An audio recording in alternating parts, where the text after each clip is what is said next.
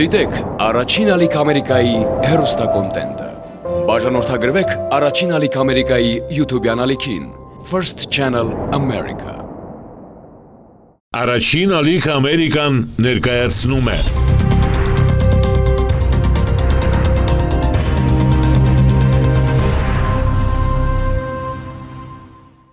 Ողջույն, առաջին ալիք Ամերիկայի եթերում հայրենակիցն եմ։ Հաղորդաշար, որը պատմում է աշխարհի տարբեր ծագերում իրենց ճակատագիրը կերտած, բայց ի վերջո հայրենիքում հանգրվանած հայերի մասին։ Մենք շարունակում ենք ներկայացնել այն հայերի պատմությունները, որոնք թողեցին իրենց դժվարությամբ կառուցած աշխարհը եւ վերադարձան Հայաստան։ Սա վերադարձի, նոր սկզբի եւ Հայաստանի հետ կապ հաստատելու պատմություն է։ Իսկ այսօրվա պատմությունը գինեգործների ընտանիքի ներկայացուցիչ Անի Մուրադյանի մասին է։ Անի ողջույն։ Բարև։ Ոնց եք? Լավ։ Շնորհակալություն։ Հուսամ դեմ չեք այսօր մեզ պատմելու ձեր հայրենադարձության պատմությունը եւ ոչ միայն։ Ոչ միայն դեմ չեմ, այլ շատ սպասում եմ դրան։ Համեցեք։ Շնորհակալություն։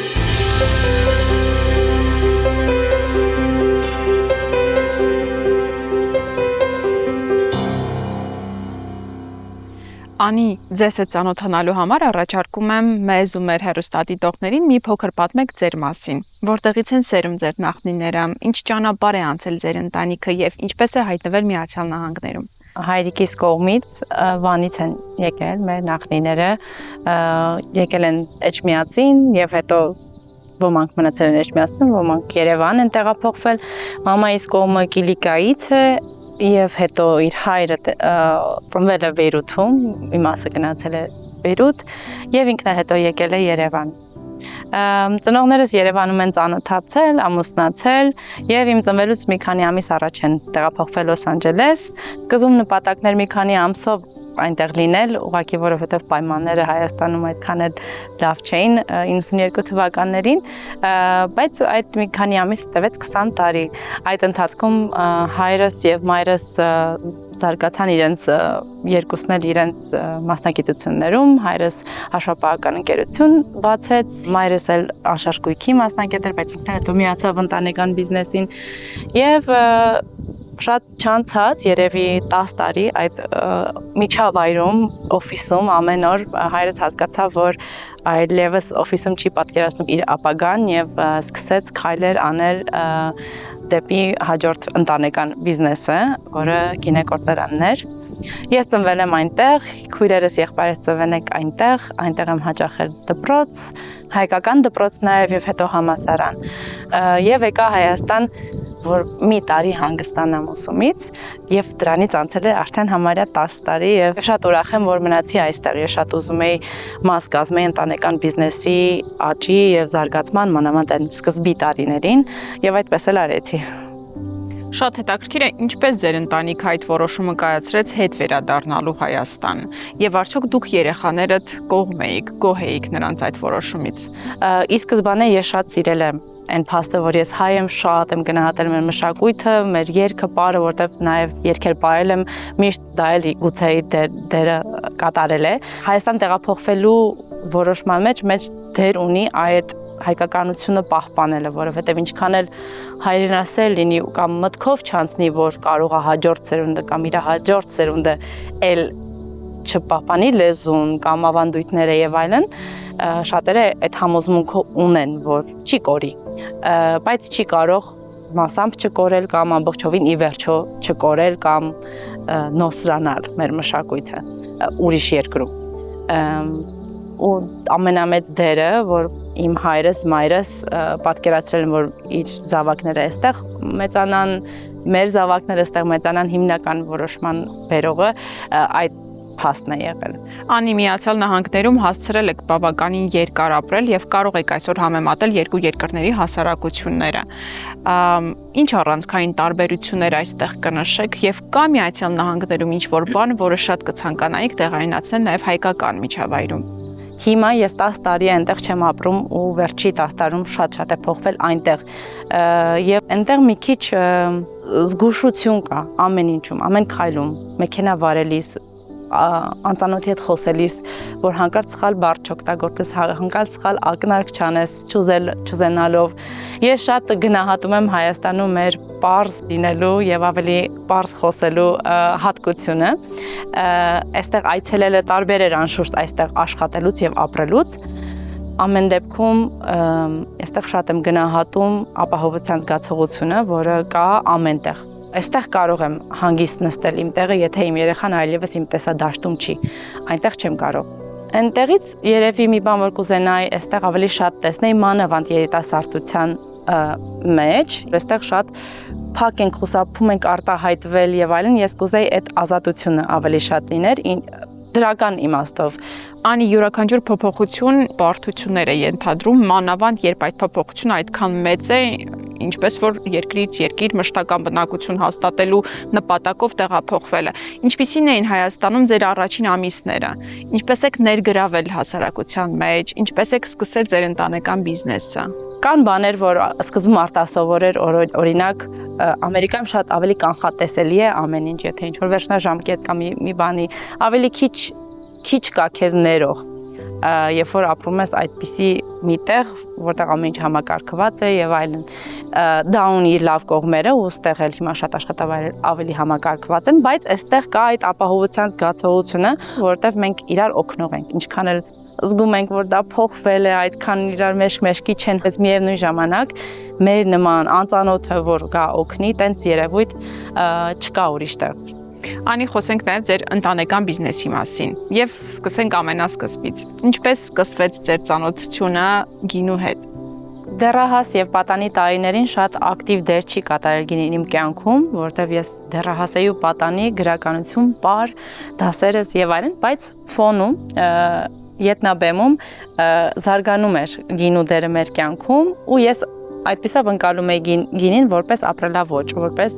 մի գեղեցիկ երևույթ։ Այդեպ ավելացնեմ, երբ որ ես առաջի անգամ եկա Հայաստան, հայրիկիս հետ եկա առաջի այցս Հայաստան եւ չգիտեի, որ մենք քշում էինք երկար ճանապարհներ, կանգնացնում ավտոն եւ նայում դատարկ դաշտերին, ես չէի հասկանում ինչի էինք տանում, բայց այդ ժամանակ ինքը փնտրում էր հողը։ Ու արդեն հասանք արդեն երիտասարդ տարիներին, ավարտում էի համալսարանը, միշտ շատ բան եմ սիրել, դրա համար դժվար էր ինձ կողմնորոշվել մասնագիտության հարցում եւ դրա համար հեշտ էր նաեւ ընտրել մտնել գինու մեջ միանգամից, որովհետեւ դա շատ էի սիրում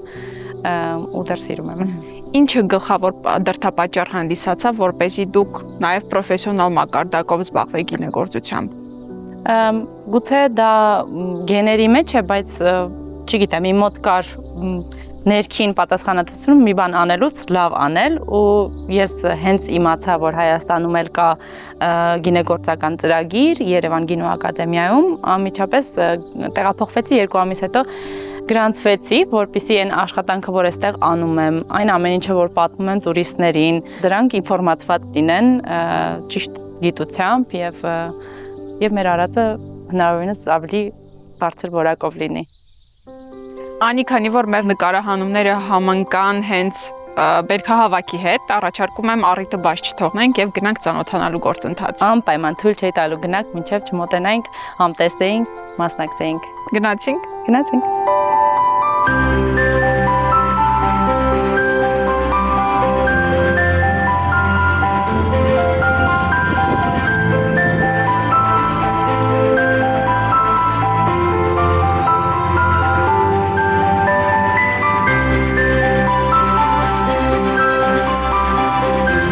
Բարև ձեզ։ Բարև ձեզ, ոնց եք։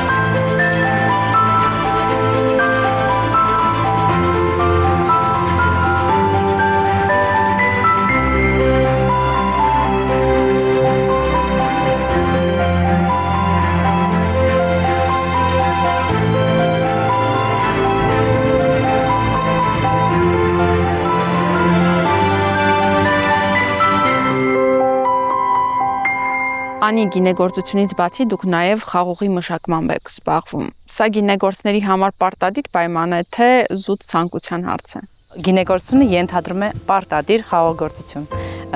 Մեկը առանց մյուսի չի կարող լինել։ Կան այո արտադրողներ, գինի արտադրողներ, որոնք իրենք չեն վերահսկում այգիները կամ չունեն այգիներ, բայց արտադրում են գինի, ինչը էլի ողջինելի է, որտեղ ինչքան շատ գինի, այնքան լավ։ բայց գինե գործը պետք է անպայման տարվա մեծ մասը ես կասեի իր գործը հենց խաղողի վազերի հետ է։ Լավ խաղող ստանալու համար կան հատուկ գործոններ, որոնք պետք է պարտադիր պահպանեն։ Խաղողը իմ կարծիքով մարդուն նման ամենաշատ մարդուն նման բույսերից է, հա, բերք տվող բույսերից, որովհետև ինքը շատ նրբանկատ է եւ շատ յուրահատուկ է ամեն տեսակին, խնամքի պայմանները կարող են տարբերվել, բայց կան ստանդարտներ, որ պետք է բավարար ջուր ստանան կամ ոչ շատ, կան խաղողագործության մոտեցումներ, որ հենց քիչ են ստանում, որպեսզի ավելորդ ջուր չլցվի բերքի մեջ, այլ հարուստ լինի իր համերով, հոտերով եւ մաշկի մեջ գտնվող այլ մոգական բաղադրիչներով։ Խաղողի այգիները պետք է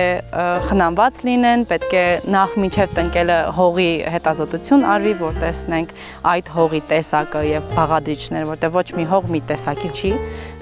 շերտերով էլ է տարբերվում եւ ամեն շերտում էլ մի քանի տեսակի հողեր կարող են լինել, ինչը Հայաստանում հաճախ է տեղի ունենում, օրինակ մեր մոտ համ հրաբխային հող է, համ կրաքար, համ ավազային հատկություններ ունի։ Այնպես որ մինչև խաղողի այգիները տնկել եմ, նախ պետք է հողը ստուգել, տեսնել դա է ճիշտ վայրը թե ոչ։ Մենք գտանք, որ շատ էլ ճիշտ վայր էր, մանավանդ հրաբխային հողը շատ ավելի հարուստ է դարձնում հողի բաղադրությունը, միներալներով լի է, քանի որ ինքը, եւ այդպես մենք ֆիզիկական վազի պահանջներից բացի մեծ հոգ ենք եւ ջանք ենք թափում եւ հոգ ենք տանում միջավայրի առողջության համար, մեր մոտ երաժշտություն է հնչում տարվա ընթացքում, թե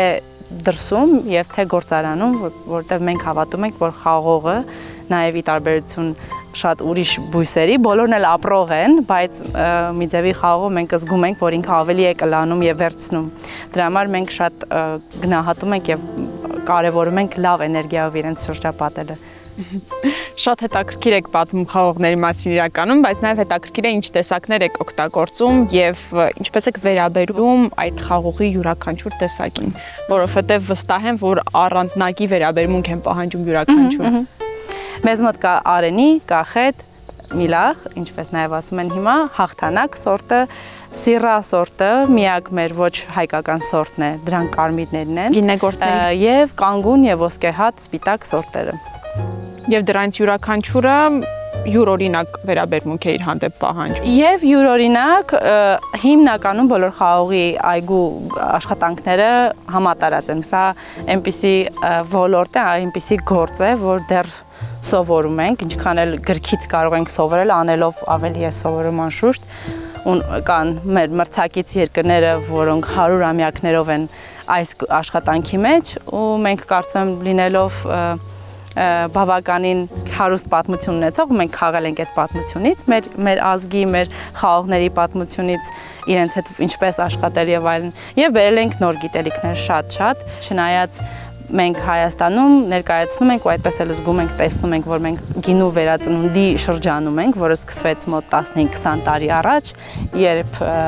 որոշ գինեգործարաններ, ինչպիսին ենք մենք, փոխեցին մոտեցումը խաղողին, մոտեցումը գինուն եւ ունեցանք հայկական շատ այլ որակի գինիներ։ Միջազգային շուկայում մենք մինչ օրս ներկայացել ենք տարբեր ցուցահանդեսներում, Ֆրանսիայում, Գերմանիայում, Ամերիկայում, Լոնդոնում, Չինաստանում, Ճապոնիայում, համախմբված որպես մեկ Հայաստանի տաղավար, միասնական երևի մի քանի հազար մարդու հետ ենք հանդիպում, այդ մարդիկ են գինու քննադատներ, գինու դասախոսներ, գինի գնորդներ, սոմելիեներ, հա, գնահատողներ գինիների եւ անշուշտ ներմուծողներ, տարբեր ներմուծողներ, ում փորձում ենք գրավել ու ստացվում է, իրենք շատ միշտ սկզբում շատ էին զարմանում, սկզբում չգիտեին Հայաստանը որն է, որտեղ է գտնվում, հիմա արդեն գիտեն, որ այն նոր մոդայիկ գինիներից, որ պետք է փորձել, Հայաստանը դրանցից մեկն է, արդեն այդ կատեգորիայում ենք, գինու շուկայում, եթե նայենք դրսից, եւ շատ ուրախ եմ այդ զարգացումը բավականին արագ է տեղի ունենում, շատ հպարտ եմ։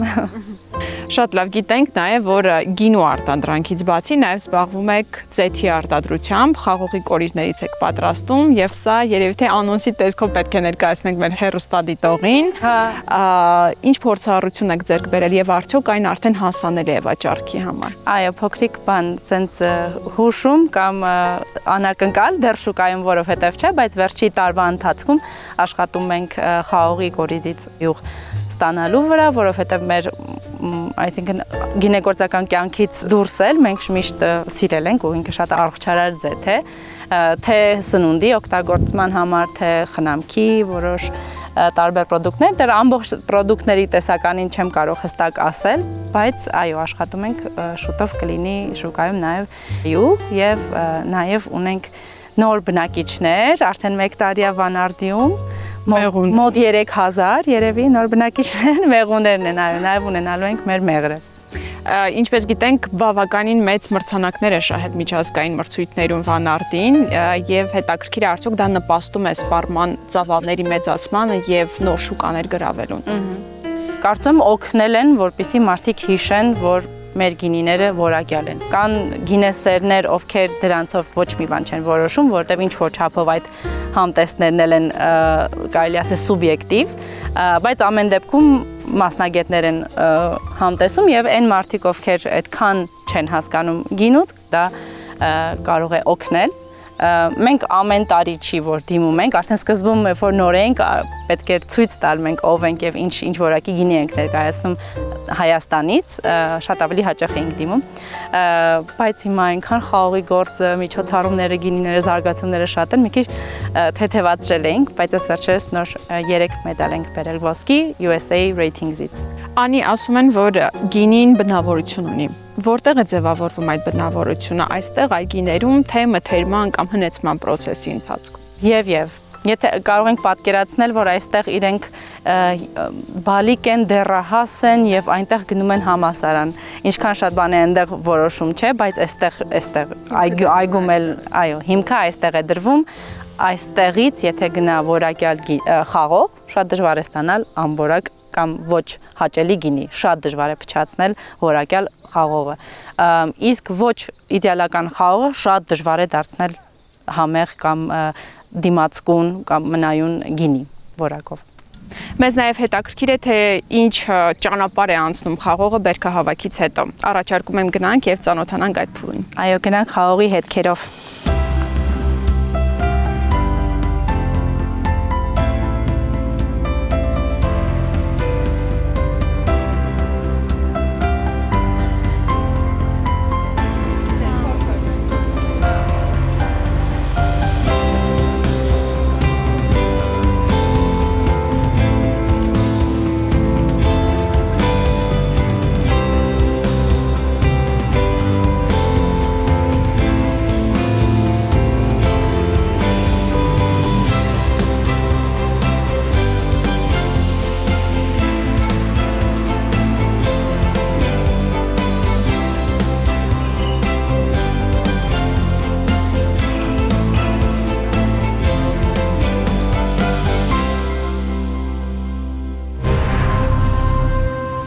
Անի, գինեգործության եւ գինու մշակույթից հեռու մարդիկ, ինչից պետք է սկսեն իրենց ծանոթությունը գինու հետ։ Առաջի եւ հեշտ պատասխանը դա գինին է։ Խմել ավելի շատ տեսակի գինիներ, ոչ թե խմել շատ, այլ սկսել խմել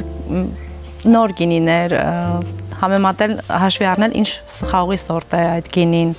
փորձել նույն սորտից ուրիշ ռեգիոնում արտադրված, որպեսզի արդեն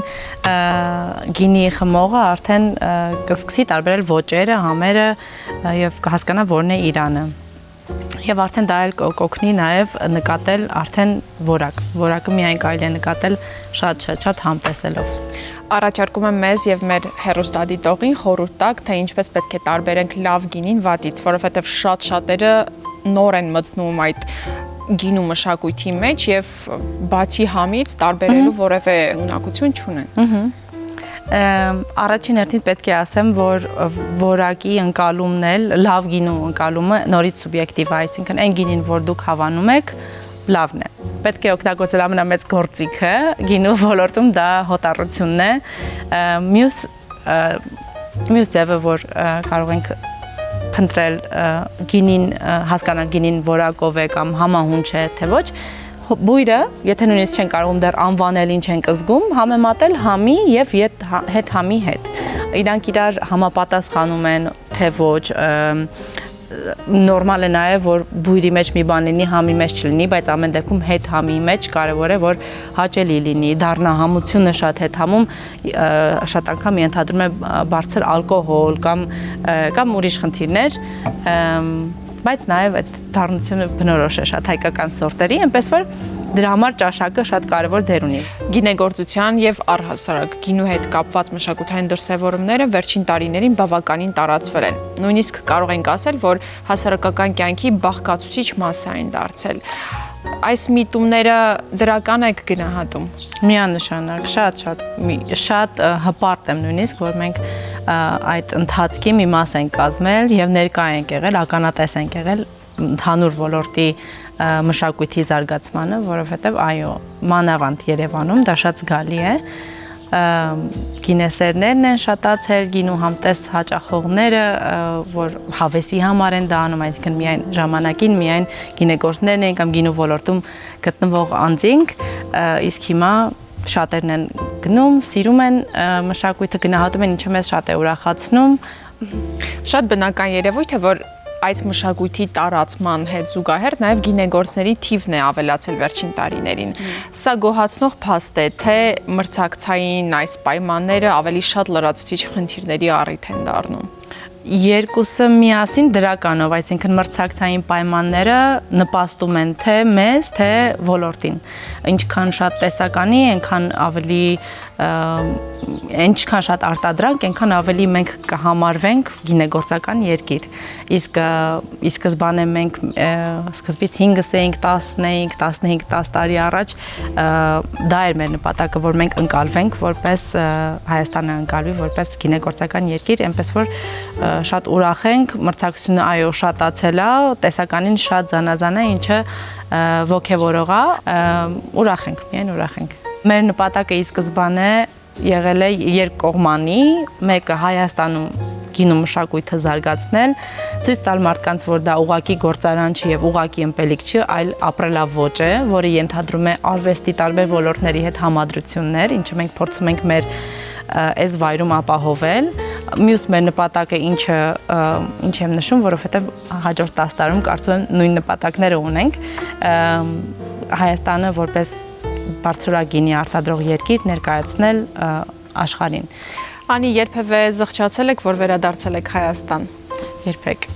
Չէ, ուրիշ տեղեր կան, որ շատ լավն են, ու Ամերիկան շատ բան է ինձ տվել, Ամերիկան ունի իր լավ կողմերը, բայց չեմ պատկերացնում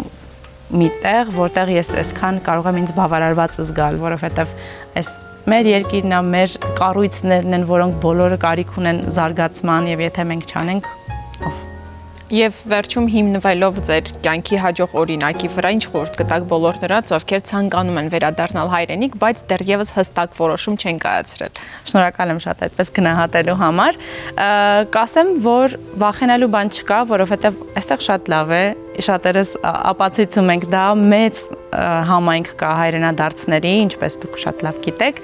առաջի քայլերը կարծում եմ այցելելն է, ավելի հաճախ այցելելը, ավելի երկար այցելելը, որովհետև գալ եւ գնալ այն 10 տեղը, որ պետք է գնալ Հայաստանը տեսնելու համար,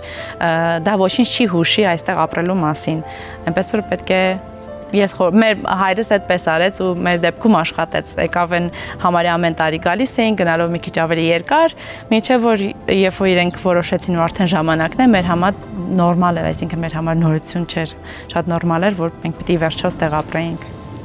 Շնորհակալություն Անի, շատ հետաքրքիր զրույցի համար։ Ինձ էլ շատ հետաքրքիր։